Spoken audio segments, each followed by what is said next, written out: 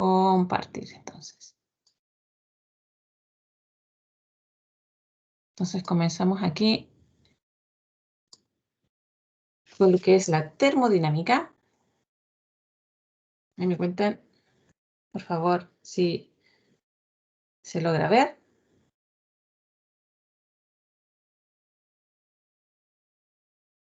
Sí, profe, sí se ve. Sí, sí se ve. Ya, súper, muy bien. Entonces estamos aquí, entonces para continuar con los términos de termodinámica. Bueno, entonces, como les contaba,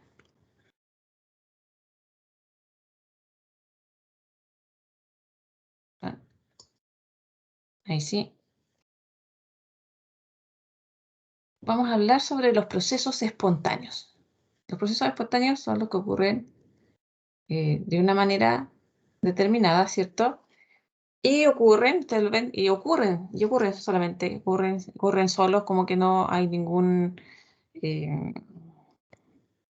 algo que provoque que esto ocurre naturalmente, ¿cierto?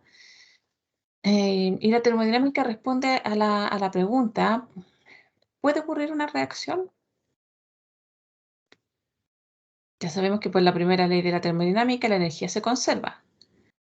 Ahora, cualquier proceso que ocurre sin intervención es espontáneo. O sea, no tenemos una intervención ahí, lo vamos a denominar espontáneo. Aquí, procesos espontáneos, por ejemplo, tenemos un clavo que está a la intemperie, ¿cierto? Está ahí, está puesto a la humedad, ¿cierto? Está puesto al aire. Y después de un determinado tiempo, ¿cierto? Espontáneamente ese clavo se comienza a oxidar. Empieza a ocurrir ese proceso de oxidación. Ahí tenemos un aumento de la humedad, ¿cierto? Y nuestro clavo se oxidó. ¿Ocurre? Ahí Profe, sí. ¿Sí? estamos partiendo, ¿no? No, muchas ya. Ajá. Muchas gracias por avisar.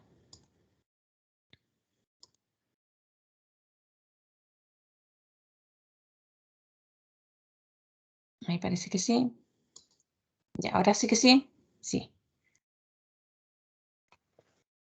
Eso es lo que les había contado. Tenemos nuestro clavo, ¿cierto? Que se nos oxidó. Sí, ahora sí se ve. Sí, profe. Ya, gracias. Ya, entonces este es un proceso espontáneo. Entonces nuestro clavo hasta la intemperie, pasa un determinado tiempo, ¿cierto? Y se oxidó. Entonces es un proceso que ocurre sin intervención, así a simple vista. También tenemos los fenómenos, ¿cierto? Que son las caídas de agua, ¿cierto? Que van cayendo y ocurre espontáneamente, ¿cierto? De arriba hacia abajo. Y aquí, bueno, ahí está la imagen de las 7 tazas.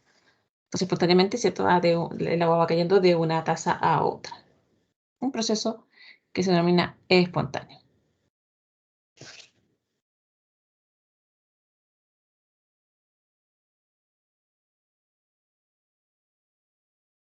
Hay, por ejemplo, fenómenos espontáneos. Tenemos un terrón de azúcar se disuelve en una taza de café, ¿cierto? Esto ocurre de manera espontánea. Que también el calor fluye de un objeto caliente a un objeto frío,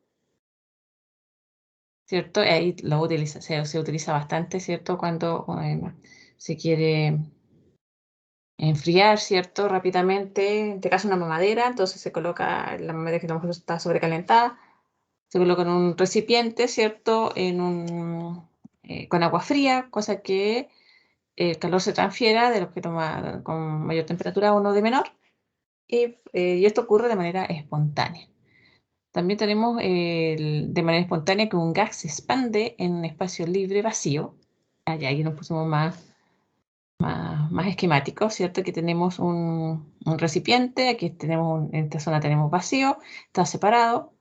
Si nosotros giramos entonces nuestra llave, lo que ocurre espontáneamente, ¿cierto? El gas que estaba en un lado se distribuye en los dos recipientes.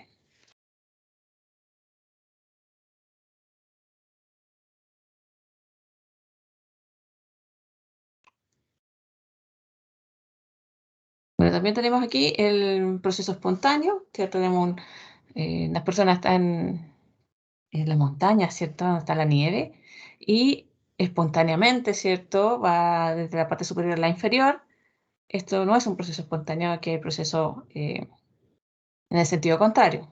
O sea, ya nos está diciendo que el proceso espontáneo es espontáneo en una dirección, pero no en otra. Entonces, un proceso, como les decía, ahí está puesto, un proceso que es espontáneo en una dirección no es espontáneo en la dirección inversa. Y lo otro importante e interesante, la dirección del proceso espontáneo depende de la temperatura. Si, por ejemplo, si tenemos un envase, si tenemos un Erlenmeyer, vamos a tener el Erlenmeyer donde tenemos hielo, ¿cierto? Si la temperatura del ambiente es mayor a 0 grados Celsius, espontáneamente, ¿cierto? Ese hielo pasa al estado líquido. Pasamos del estado sólido al líquido, o sea que la temperatura es mayor que 0. Y también, si manejamos la temperatura, ¿cierto? Esa agua líquida, si la temperatura es menor que 0, espontáneamente, ¿cierto? Va a pasar al estado sólido. Entonces ahí también estamos viendo que el proceso espontáneo es en una dirección, pero también depende de la temperatura, cómo se realiza el proceso. Ahora viene una pregunta que tiene que ver con la entalpía que habíamos revisado ya en la clase anterior, las clases anteriores. Ahora, si usted tiene una disminución de la entalpía, si hay una disminución de la entalpía, significa que una reacción sucede sucede espontáneamente. ¿Qué creen ustedes? ¿Sucederá de manera espontánea?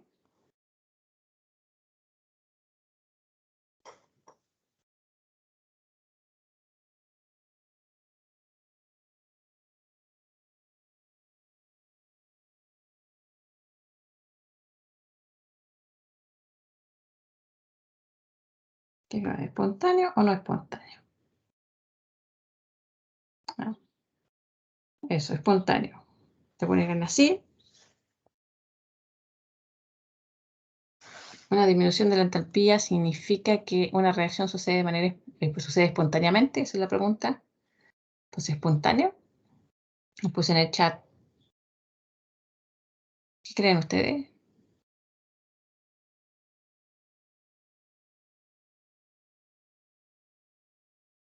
Ya ahí está como que con cierta duda. Hay una respuesta. ¿Pero qué piensan los demás? Una disminución en la entalpía, ¿cierto? ¿Significa que una reacción suceda de manera espontánea? Espontánea. Ahí puse espontánea. Entonces puse, hay una sola respuesta. ¿Qué piensan los demás? Piensen. Entalpía. Disminuye la entalpía, el proceso será espontáneo. ¿Implica? ¿Significa eso?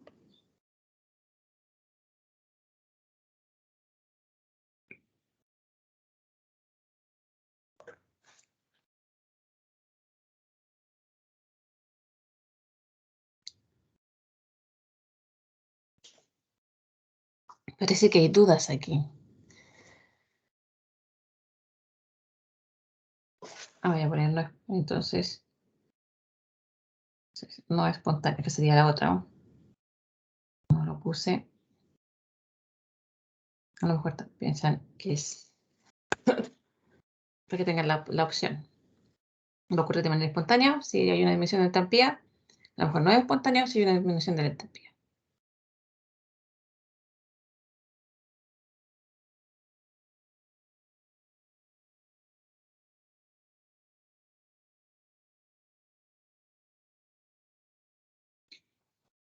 Oye, entonces aquí dice la disminución de la entalpía no significa que se avance hacia un microestado menos probable. Menos probable. Ya, sí, estamos uniendo ahora la entalpía con los microestados posibles. Ya, están diciendo que...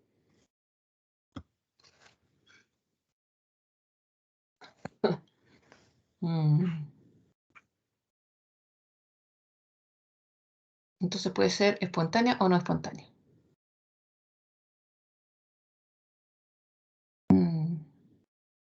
La disminución de la entalpía no significa que se avance hacia un microestado menos probable. Bueno, contestando a lo que está en el chat, ¿cierto? La disminución de la entalpía no significa que se avanza a un microestado menos probable. En realidad lo que estamos viendo con la entalpía es que dónde va el calor, si entra o sale, ¿ya? de un sistema cuando tenemos una presión constante. No necesariamente estamos hablando de cómo son los microestados, ¿ya? Entonces no es una relación directa de la entalpía con la cantidad de microestados posibles. Entonces puede ser espontáneo o no espontáneo. Bueno, no necesariamente deriva de eso, sino que de que sea espontáneo o no espontáneo tiene que ver con la cantidad de microestados posibles, pero no necesariamente tiene que ver con la entalpía. ¿Por qué? Porque si ustedes, aquí tenemos reacción espontánea, y tenemos esta reacción espontánea, tenemos esta reacción que es espontánea también, una reacción química que también es espontánea, ¿se fijan? En este caso, estos dos primeros casos, la entalpía tiene signo negativo, pero también tenemos del agua sólida al agua líquida, que puede ser también un proceso espontáneo. Estamos a 25 grados Celsius. Es un proceso que tiene una entalpía positiva. Y tenemos también la disolución de nitrato de amonio en agua, que también tiene un delta H, ¿cierto?, que es positivo. O sea, son procesos espontáneos y tienen tanto signos negativos como signos positivos. O sea, una disminución de la entalpía significa que una reacción sucede espontáneamente. No podemos hacer esa relación. Tenemos que hacer otro tipo de relación aquí. ¿Ya? Entonces, tenemos reacciones espontáneas que pueden tener entalpías positivas o entalpías negativas. Entonces, la espontaneidad está dado por otro término, que es lo que vamos a revisar ahora. Entonces, para llegar a ese término, vamos a hablar de procesos reversibles y procesos irreversibles para poder entender la espontaneidad. Entonces, ahí tenemos una imagen. Ya, pero gracias por responder ahí en el chat, ¿cierto? Tenemos procesos reversibles y procesos irreversibles. Ahí tenemos una imagen de un pistón donde tenemos atrapado un gas en la mitad, ¿cierto? Tenemos un pistón y tenemos una caja aquí, todo esto cerrado, y tenemos un compartimento que es móvil. En este caso tenemos gas, en el otro lado tenemos un vacío. ¿Qué pasa aquí? Entonces, si removemos, quitamos, ¿cierto? Esa pared, la quitamos, el gas espontáneamente, ¿cierto? Se expande y ese proceso es un proceso que se denomina, es un proceso espontáneo, ¿cierto? Y será reversible. ¿Será reversible de manera espontánea? ¿Qué creen ustedes? Ese proceso de expansión del gas, si quitamos la barrera, se expandió porque el otro lado estaba vacío, ¿el sistema espontáneamente volverá al estado inicial?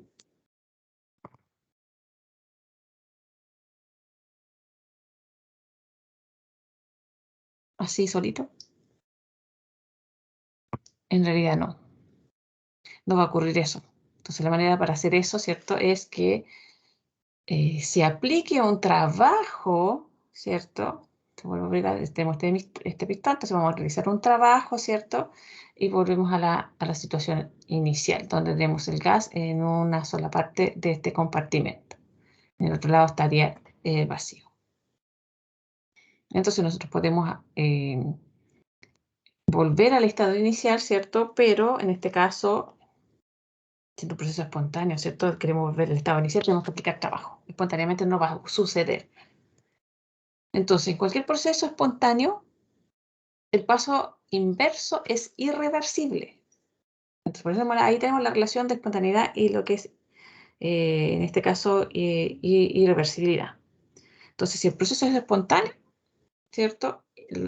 Lo contrario del proceso inverso no es irreversible, a menos, ¿cierto?, que se aplique trabajo. Ahora, la termodinámica indica la dirección del proceso, pero, así, esto es súper importante, que es la termodinámica, lo que es termodinámica, todo lo que estamos viendo ahora, nos puede decir el proceso va a ser espontáneo, ¿cierto? Tiene todos los términos para que esto ocurra, pero no predice a qué velocidad va a ocurrir ese proceso.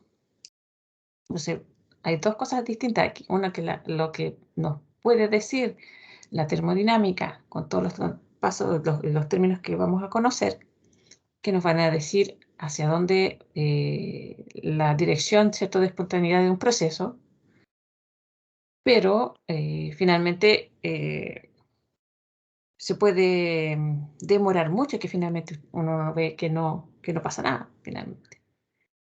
Entonces puede estar muy favorecido termodinámicamente, pero si ese proceso ocurre a una velocidad muy baja, en el macro lo que uno ve, entonces va a ver que no está ocurriendo absolutamente nada. Entonces va a decir, no, la termodinámica no lo permite. No significa eso. Significa que la termodinámica lo puede permitir, pero a lo mejor el proceso se demora mucho. Sí hay procesos en donde la termodinámica dice que va en esta dirección y la velocidad es muy rápida y se ve rápidamente que se está transformando. Pero es una coincidencia, pero no siempre ocurre porque son cosas distintas, termodinámica y lo que es la cinética. Entonces, para hacer refuerzo de lo que es la termodinámica y lo que es la cinética, la termodinámica nos habla de la energía. Hay un esquema de energía y cómo ocurre el proceso de una reacción. Tenemos los reactantes, ¿cierto?, que tienen una cantidad de energía, 1, y los productos que tienen otra cantidad de energía, 2. Ya sabemos que la diferencia de energía va a ser la energía 2 menos la energía 1, ¿cierto?, independiente de cómo llegó estos reactantes a los productos. Ya podemos elegir diferentes caminos para llegar al producto, por arriba, por abajo, por cualquiera de los caminos posibles. Pero sabemos que la diferencia de energía, ya que función de estado, va a ser la misma, si es que los reactantes y productos están en ese mismo lugar. En cambio, lo que es que le interesa a la termodinámica es el estado inicial y el estado final. Y la cinética por el contrario, la cinética le interesa saber cómo ocurrió ese proceso de pasar reactantes a productos. Entonces ve el proceso que ocurre ahí, cómo los reactantes se van juntando, van tomando energía, llegan a un estado donde tenemos una energía máxima. Entonces ahí tenemos una cierta cantidad, ¿cierto? Una energía de activación necesaria, ¿cierto? Tiene que ver con la energía que tiene el reactante, hasta donde llega este máximo, ¿cierto? Se juntan los reactivos aquí, reaccionan de manera eficiente, ¿cierto? Y se relaja en la energía de los productos, habiéndose transformado. Pero aquí la cinética, claro, este proceso puede ser mucho más, puede tener una cierta velocidad, puede ser mucho más lenta si es que ese proceso ocurre mucho más alto, o puede ser mucho más rápido si es que esa energía de activación es más baja. Ya, entonces tenemos un término que tenemos que introducir cuando hablamos de cinética, que sería la energía de activación. Ya, pero depende, ¿cierto?, de cómo ocurra esa transformación. Y en cinética podemos trabajar y modificar esa energía de activación. Entonces ahí la cinética nos dice qué tan rápido o qué tan lento se transforman los reactantes en productos. La termodinámica nos dice, claro, se ve favorecida, va a tener una variación de energía que va a ser positivo o negativo, pero independiente del camino que se utilice para la transformación, ¿cierto?, la variación de energía va a ser siempre la misma. Así que comenzamos con esos reactantes y terminamos con un determinado producto. Entonces ahí tenemos la relación, ¿cierto?, entre termodinámica y cinética, que obviamente están relacionadas con reactantes y productos, pero el proceso, lo que estamos tomando en cuenta son cosas diferentes. Ahora, continuando con los procesos reversibles e irreversibles, bueno, los sistemas químicos, tenemos sistemas químicos que están en equilibrio. Tenemos reacciones químicas en donde los reactantes pasan a productos y los productos también pasan a reactantes. Y cuando eso ocurre, ¿cierto?, estamos en una situación de equilibrio. Y cuando estamos en una situación de equilibrio, estamos en un proceso que es reversible. Porque si afectamos aquí, en un cierto lugar, ¿cierto?, hay se afecta, ¿cierto?, lo que pasa en los productos, en el equilibrio. Y si afectamos los productos, se va a ver reflejado lo que pasa en los reactantes. Algo pasa, hay un equilibrio, siempre se mantiene en equilibrio. Afectamos un lado del equilibrio, afecta al otro. Entonces, sistemas químicos en equilibrio son procesos reversibles. Eso lo tienen que tener como bastante claro. Ahora, ¿qué factores hacen que un proceso sea espontáneo? Entonces, ¿qué es lo que motiva entonces al sistema de pasar de un estado al otro y que ese cambio ocurra solo, así, espontáneamente, y que vaya en esa dirección? Ahora, una cosa importante, a ver, lo voy a decir más adelante. Por ejemplo, la expansión espontánea de un gas. Sabemos que el gas se expande de manera espontánea. Si tenemos, y ahí vimos un recipiente en donde tenemos el gas atrapado en una mitad y el otro lado está vacío, si se separa, se saca, es cierto, ese muro, el gas va a ocupar todo el espacio. Se expande espontáneamente. ¿Cierto? Tenemos, ahí tenemos el esquema. Tenemos una atmósfera de presión de un gas de color amarillo. El otro lado, la zona A, está al vacío. Abrimos la llave y espontáneamente, ¿cierto? El gas se expande en los dos lugares. Y si tenemos una atmósfera en un solo lugar, se reparte esto y la atmósfera en total es de una atmósfera. El proceso ocurre de manera espontánea. Si ocurre espontáneamente en una dirección, en el sentido contrario, entonces no es espontáneo, no ocurre para allá. Espontáneamente no ocurre, a menos que uno realice un trabajo. En este caso, la expansión del gas es isotérmica, o sea, la temperatura aquí no se mantiene constante, no hay una variación. Entonces, y así todo ocurre de manera espontánea. Entonces, ¿qué es lo que lleva a eso? ¿Por qué el gas se expande? ¿Por qué? ¿Por qué se expande? Realmente. ¿Qué es lo que lo lleva a expandirse? ¿Cierto? Estamos al vacío y solito, ¿cierto? Se expande. Entonces ahí viene el concepto de microestados que había nombrado aquí el compañero. Y he nombrado Víctor, ¿cierto? Entonces, en este caso, concepto de microestado lo vamos a asociar a lo que es el concepto de probabilidad. Porque es útil para predecir la dirección de los procesos espontáneos. Por ejemplo, tenemos, pensando en una distribución de 4 partículas, pensemos 4 partículas de gases que están colocados aquí en los microestados 1, 2, 3 y 4. Ahora, si esa distribución de esos 4 esferas, ¿cierto?, que representarían nuestro gas, tendríamos ese orden tendríamos esa posibilidad. Una distribución posible para que las 4 partículas de gas estén en un costado de esta caja. Ahora podemos tener otra distribución, que en realidad el gas esté distribuido de estas 2 secciones de nuestra caja, 3 y 1 esté en la otra mitad. Ahora, las posibilidades son que la partícula 4 esté aquí, la 2, la 1 o la 3. Pero la distribución sí que aumenta. Ahora, otra posible distribución de las partículas en esta caja es que en realidad haya mitad y mitad. 2 en un lado, 2 en el otro. Ya, entonces, si 2 en un lado y 2 en el otro, las posibilidades, se fijan, aumentan. 1, 2, 3, 4, o 3, 4, 1, 2, 1, 3, 2, 4, 2, 4, 1, 3. Entonces, aquí tenemos más, ¿cierto?, cantidad de microestados, ¿cierto?, que es una distribución. Ahora, si le quitamos los números, ¿cómo quedaría? Entonces, mitad y mitad, entonces tenemos muchos más microestados. Más microestados, tenemos una distribución número 3. Entonces, aquí tenemos, vamos a definir entonces W, que va a ser el número de microestados. Entonces, la que tiene mayor de las 3 distribuciones, la que tiene más microestados posibles, es la distribución número 3. Tenemos W1, tenemos distribución 4, y aquí tenemos 6 distribuciones posibles para la manera de distribuir, ¿cierto?, las partículas en las cajas. Entonces ahora Boltzmann en 1868 demostró, ¿qué cosa? Que S es igual a K logaritmo de W. ¿Pero qué es S? S es el nuevo concepto que vamos a introducir, que sería la entropía, que es igual a la constante K, la constante de Boltzmann, quien propuso esta expresión, ¿cierto? Y es el logaritmo natural del número de microestados. Entonces, ¿qué pasa? Nuestro sistema siempre va a tender a a que la cantidad de microestados sea el máximo, cosa de que la entropía, ¿cierto? Sea grande. El sistema va a tender a buscar la distribución en donde posea la mayor cantidad de microestados posibles. Y eso coincide, ¿cierto? Cuando uno dice que el sistema se encuentra más desordenado.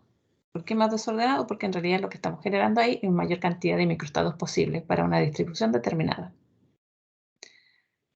Bueno, y tenemos esa expresión. Constante, con la constante de Boltzmann, tiene un valor 1,38 por 10 a la menos 23 Joule por Kelvin. Y ahora introducimos lo que es los números de microestados. Entonces tenemos S va a ser igual a nuestra entropía, va a ser igual a la constante, logaritmo natural del número de microestados posibles. Claro, y sabemos, ¿cierto?, que la entropía es una función de estado, o sea, depende del estado inicial y del estado final. Entonces podemos determinar la entropía, del estado final menos la entropía del estado inicial. Y ahí tenemos nuestra variación, entonces sería como si una diferencia, estamos aplicando un logaritmo para que nos lleguemos a la diferencia expresado en los términos de microestados, nos queda K, logaritmo natural de número de microestados, ¿cierto? Final dividido por número de estados iniciales. Entonces, si la cantidad de microestados final es mucho mayor que la inicial, entonces significa que la entropía es mayor que cero. Tenemos mucha más cantidad de microestados finales que en el estado inicial. Y si es menor que cero, ¿cierto? Que la cantidad de microestados posibles finales es menor que la inicial, entonces la entropía es menor que cero.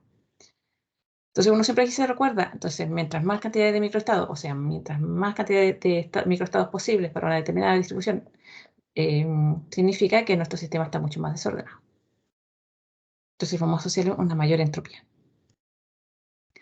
Entonces, la entropía finalmente es una medida del grado de aleatoriedad de un sistema.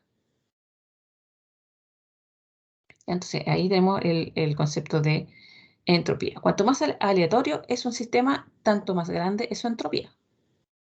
Entonces estamos hablando de aleatoriedad, estamos hablando de la cantidad de microestados posibles, ¿cierto? Para una distribución determinada. Ejemplo. Entonces, ¿qué pasa aquí? Tenemos esta imagen, donde tenemos un granito de sal, uno grande granito de sal, y lo colocamos en agua. Y en agua, ¿cierto? ¿Y qué es lo que pasa? Lo que pasa es que, bueno, la sal se empieza a separar, ¿cierto? Tenemos sus cargas positivas y negativas, se empiezan a separar. Cada una de estas cargas positivas y negativas se empiezan a rodear de moléculas de agua, ¿cierto? Entonces pasamos de un estado ordenado, ¿cierto? Que tenía nuestra sal en estado sólido, lo pasamos ahora al estado líquido, empiezan a disolver y se empiezan a separar. Entonces estamos aumentando la cantidad de microestados posibles en la disolución. Y aquí tenemos un aumento de la entropía debido a esa disolución de la sal. ¿Por qué? Porque ahora la sal la podemos tener disuelta en el agua y la posibilidad de microestados posibles de la sal disuelta en agua son muchas. Y en este caso, entonces, la entropía aumenta.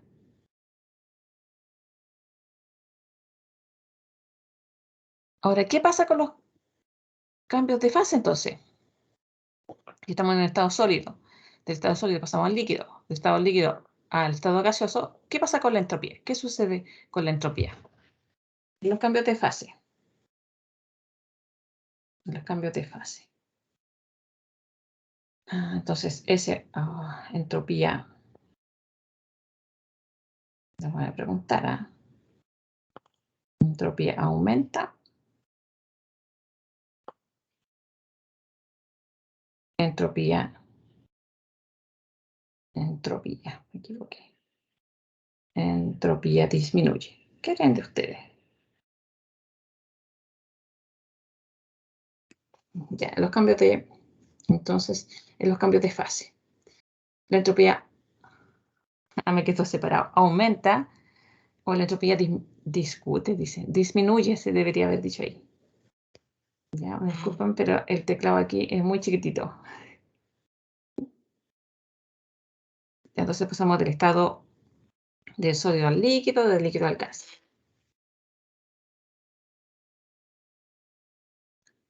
Ah, ya, y aquí están medio enojaditos, parece. Contestando. Aumenta, discute, aumenta.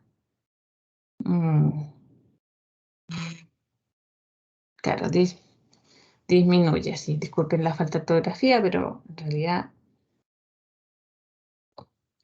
escribirlo aquí me es complicado. Ya. Entonces aumenta y en los cambios de fase. Entonces vamos a ver qué pasa con los cambios de fase. ¿Aumenta o disminuye? Cambios de fase. Ahora, del sólido al líquido, del líquido al gas, ¿cierto? Sólido, líquido, líquido, gas. ¿Qué pasa con la entropía? Entonces dicen, aumenta y tenemos disminuye.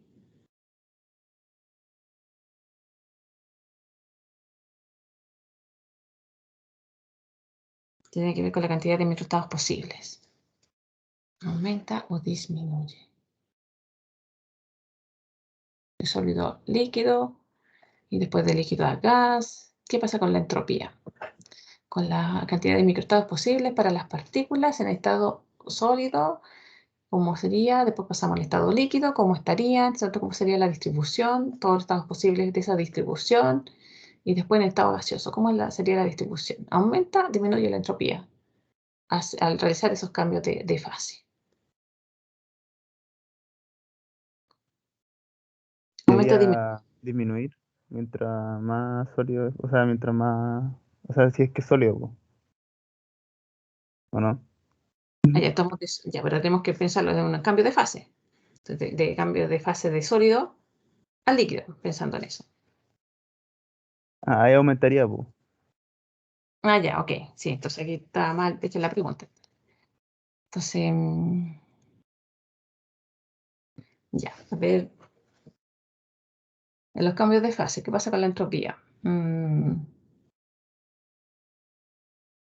Ya, por aquí algunos preguntaron, pero parece que no lo hice bien en el chat cuando lo pregunté, porque no puse una situación en específico para que respondieran sobre ese. Dije sólido líquido, de líquido a gas. ¿Qué pasa ahí? Sí, pensemos en uno. Del sólido al líquido.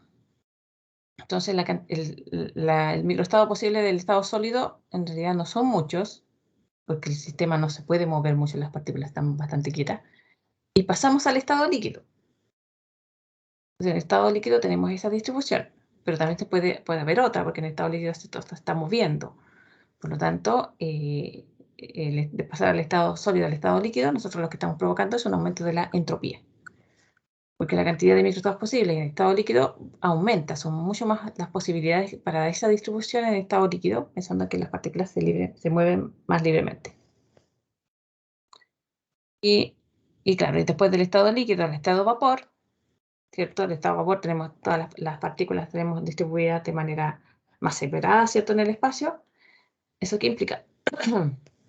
Que tenemos una cantidad de microestados posibles, otra que están así, otra que están así, ¿cierto? Porque están ocupando todo el espacio y tenemos un movimiento que es constante. Entonces, la cantidad de microestados en el estado vapor es mucho más alta que la del estado líquido, mucho más alta que la del estado sólido, por lo tanto, la entropía en los cambios de estado, ¿cierto? De sólido, líquido a vapor, ¿cierto? Va a ir en aumento. Ahí tenemos un esquema, temperatura y entropía. Tenemos el estado sólido, un sistema bastante ordenado, ¿cierto? Posibilidades de que esto se distribuya de otra manera es muy complejo. Hay cierto movimiento, pero muy pequeño. Por lo tanto, tenemos una cierta cantidad de entropía. Ya aumenta un poco la temperatura, logramos que se muevan un poco, entonces la entropía aumenta, pero levemente. Después, pasamos al estado líquido. En estado líquido, ¿cierto? Están más separados y tenemos muchas maneras de distribuir, ¿cierto? Nuestras partículas en el estado líquido y que más o menos corresponden a una misma distribución. Entonces, pero son muchas más las distribuciones posibles en estado líquido que en el sólido. Aumenta la entropía comparado con la del sólido y así también ocurre con el gas. Ahora, ¿qué pasa? Aquí entre medio está ocurriendo hay un equilibrio, ¿cierto? Entre el estado sólido y líquido. Y ahí tenemos una entropía que cambia rápidamente cuando pasamos del estado sólido al estado líquido. muy rápidamente, hay un salto ahí. Pero si comparamos el estado gaseoso, la entropía es mucho mayor que el estado líquido, mucho mayor que el estado sólido.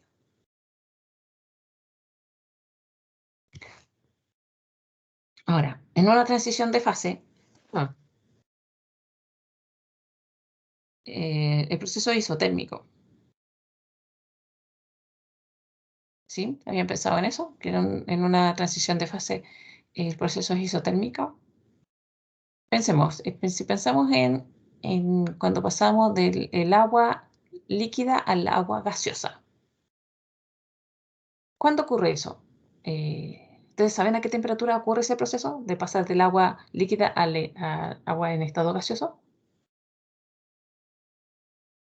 A 100 grados a la presión que tenemos en esta... Sí, a la presión atmosférica, ¿cierto? Ocurre a 100 grados Celsius. Sí, es correcto. Entonces, fijan que es una temperatura determinada, que son los 100 grados Celsius. A esa temperatura ocurre el proceso de transformación de un estado, de una fase líquida a una fase gaseosa. Ese es un proceso isotérmico. Y ese proceso isotérmico de cambio de fase del estado líquido al estado gas, ¿cierto? Ocurre de manera reversible.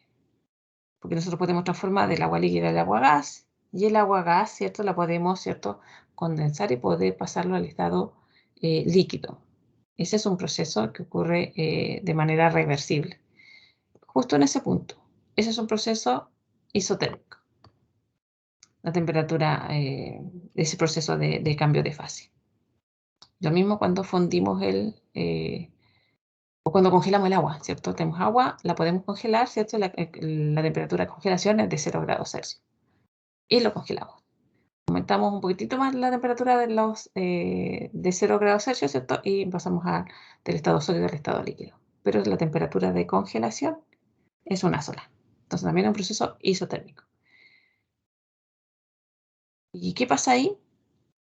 En este caso, la variación de la entropía va a ser igual, ¿cierto? Va a ser igual al calor reversible, porque justo estamos viendo una transformación de un cambio de fase. Esto es verdad solamente para los cambios de fase.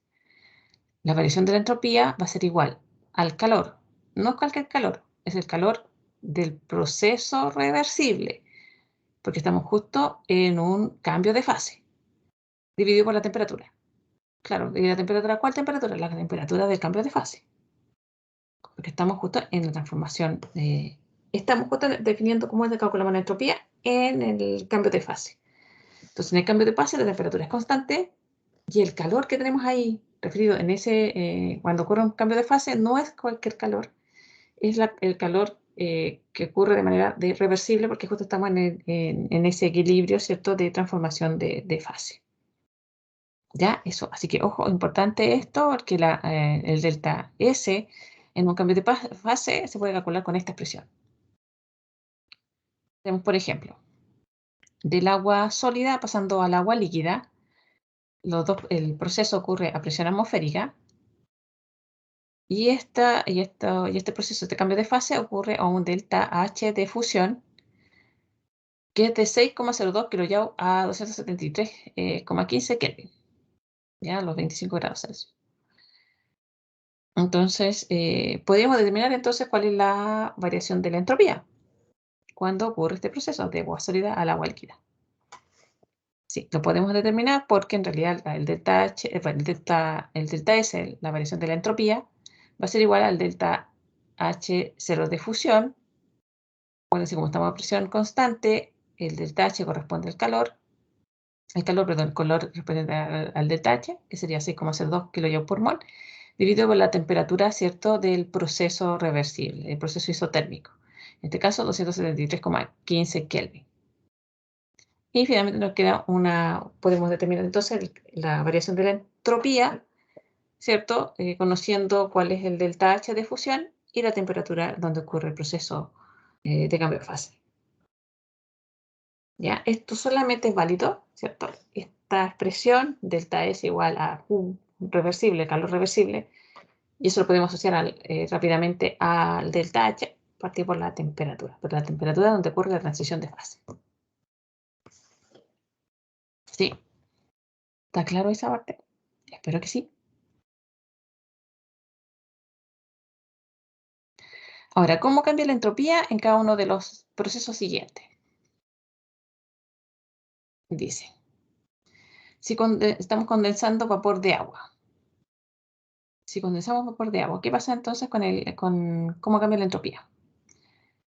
En este caso, a ver, hay una disminución del grado de desorden. Por lo tanto, aquí hay una disminución de la entropía. Delta S sería menor que 0. A ver. Cristales de sacarosa que se forman en una solución supersaturada. Tenemos una solución en donde están disueltos cristales de sacarosa, tenemos sacarosa disuelta, ¿cierto? Y se forman cristales, porque esta solución está muy saturada, si está ahí en el límite, ¿cierto?, de solubilizar los cristales de sacarosa, entonces se empiezan a formar, ¿cierto?, los cristales, porque ya está demasiado supersaturada, supersaturada, y empieza a precipitar. ¿Qué pasa ahí con la entropía? ¿Qué creen ustedes para este caso?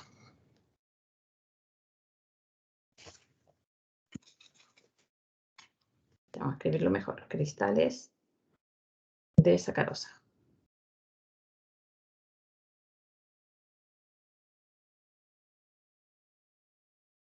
Se forman. Se forman. Entonces, ¿qué pasa? Entropía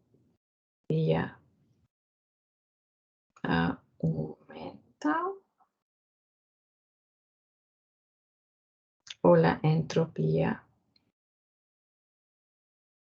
disminuye.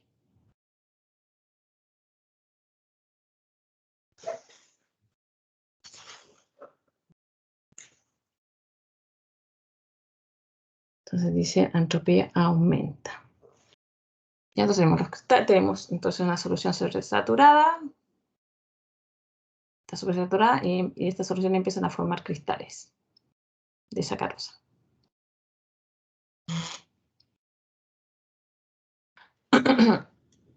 Entonces la entropía aumenta o disminuye. Estamos empatados en la opinión.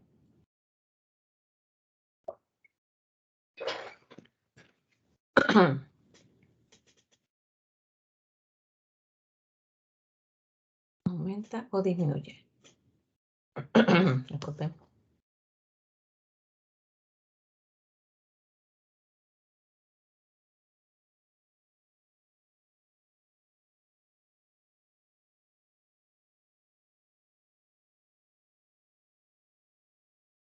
Quedamos ahí, justo ahí. No pasa nada. Nada más. Disminuye.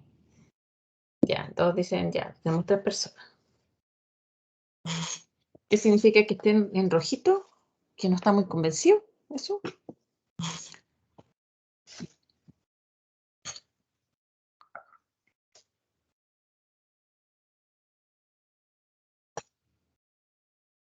Enojado. ¿Y por qué está enojado?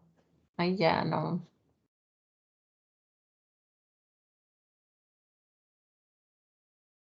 ¿Aumenta el grado de orden?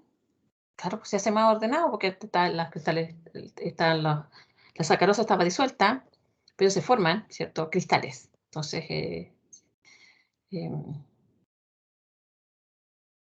Entonces, cuando se forman cristales, pasamos de la sacarosa que está disuelta, que está en estado líquido, a que ahora la sacarosa se encuentra en estado sólido.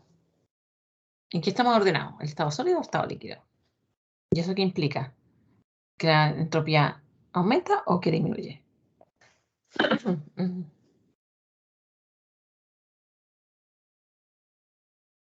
Entonces aumenta la entropía.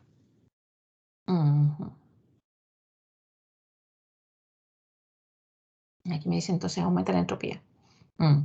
¿Qué tiene más entropía? ¿El estado sólido o el estado líquido?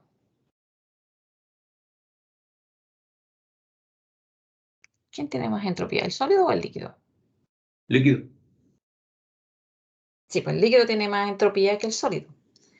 Entonces, si estamos del estado líquido y pasamos al estado sólido, entonces, ¿qué pasa con la entropía? ¿Aumenta o disminuye? Disminuye. Ya, entonces está disminuyendo, porque ahora estamos ordenando el sistema, entonces tenemos un sistema que se está ordenando, ¿cierto? Se disminuye el grado de, de desorden, entonces se empieza a ordenar. Podemos hablar en ese sentido, entonces por lo tanto hay una disminución de la entropía, disminución del grado de desorden. O sea, el sistema se hace más ordenado, tenemos que una disminución entonces de la entropía. Ya, entonces, claro que muchas veces cuando uno empieza a hablar de los microestados, ¿cierto? Eso se enreda un poco esto, pero en realidad piensen en cómo están los sistemas. ¿Está más ordenado o desordenado? El sistema más desordenado significa que tiene más microestados posibles. Está más desordenado. Más microestados posibles en que puede estar. Ya vemos el otro ejemplo. Creo que me queda otro más. Tenemos gas y hidrógeno. Tenemos un gas, entonces ahora lo tenemos encerrado.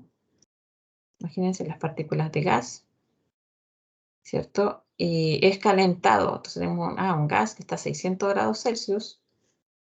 Y ahora tenemos este mismo gas. Bueno, no es que sea más grande ahora esto de aquí.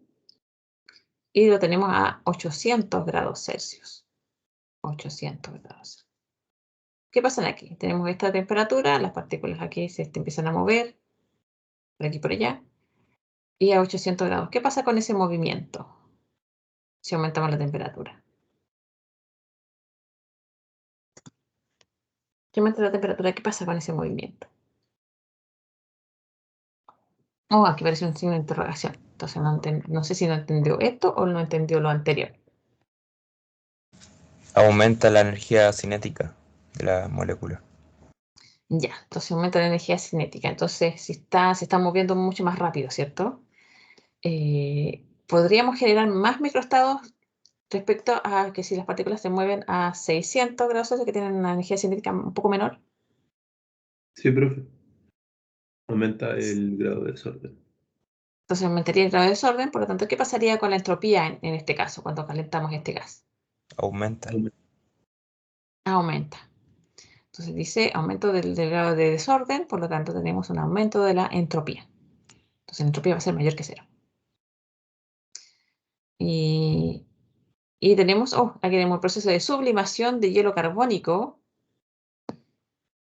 empezando en el CO2, ¿cierto? En el hielo seco, en eso se refiere. El hielo seco, ¿cierto? Tenemos el hielo en estado sólido, ¿cierto? Y sublima, ¿cierto? Porque pasamos del estado sólido al estado gas rápidamente. Entonces,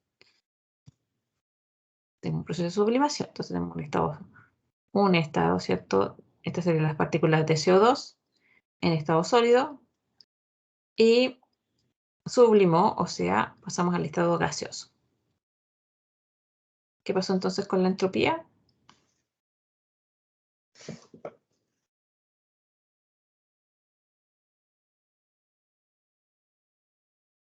El proceso de sublimación aumenta o disminuye.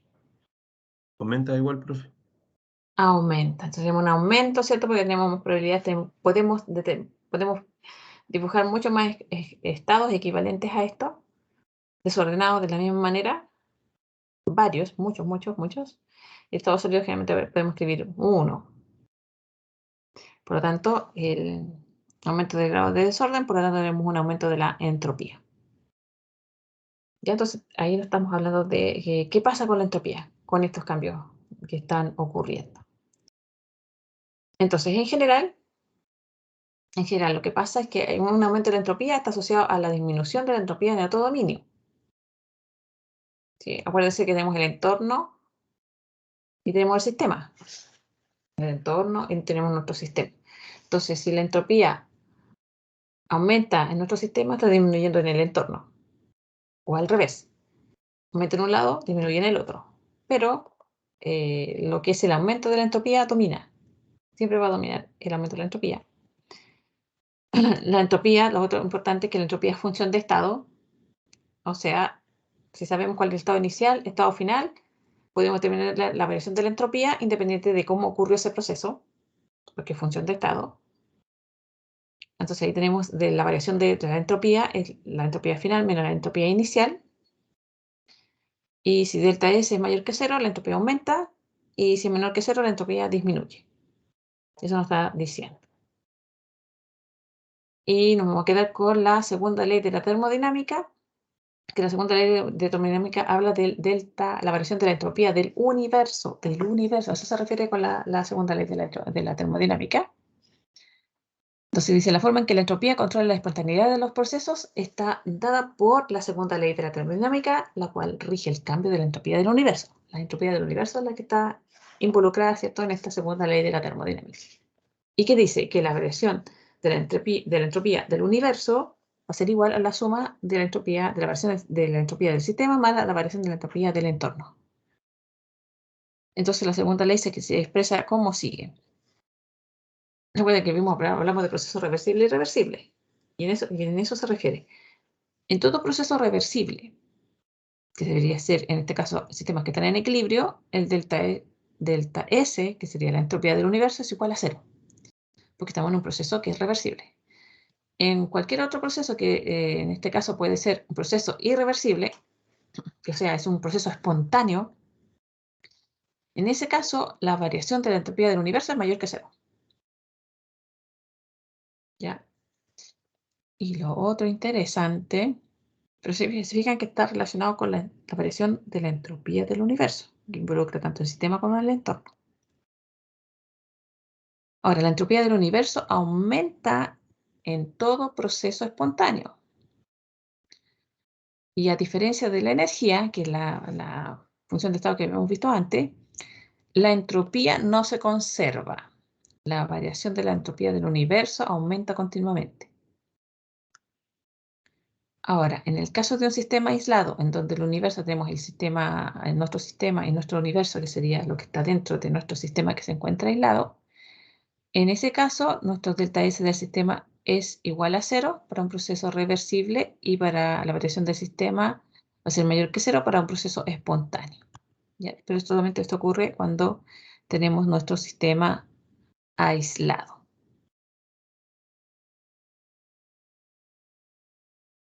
¿Y cómo podemos interpretar esa entropía?